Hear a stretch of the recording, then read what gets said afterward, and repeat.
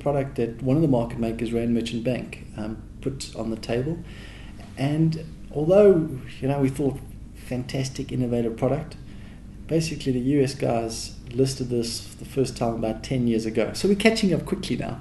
But it's also, I think, looking at our relationship with the Reserve Bank and their openness to allow us to trade these international commodities. Although if you look at quantos, there's no rand leaving the country.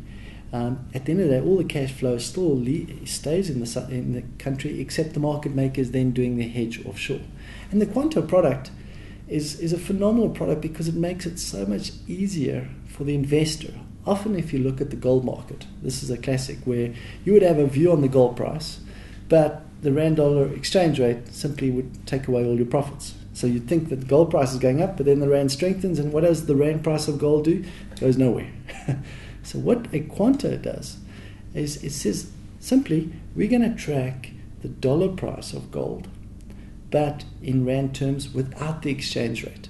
So our example is, think back to 1980s when the dollar to the rand exchange rate was on a one-to-one basis.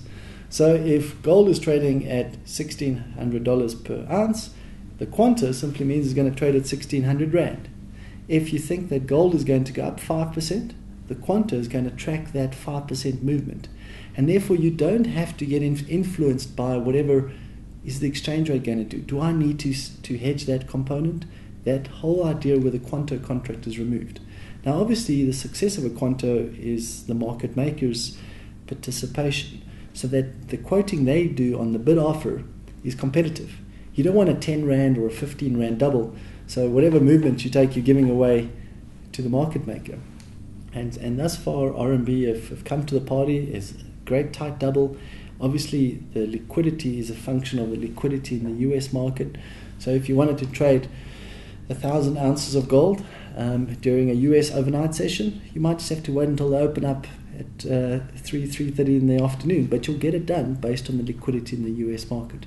But it certainly made things so much simpler. Now in the quanto space, one of the products we listed to start with was Brent crude. So yeah, as a South African who gets exposed to Brent and watches Brent prices all the time, we were at 116 last week. Today we're at 112. Okay, so as a market participant, all you need to do is find there's a $4 move in South Africa. The quanto would be 4 rand times the nominal.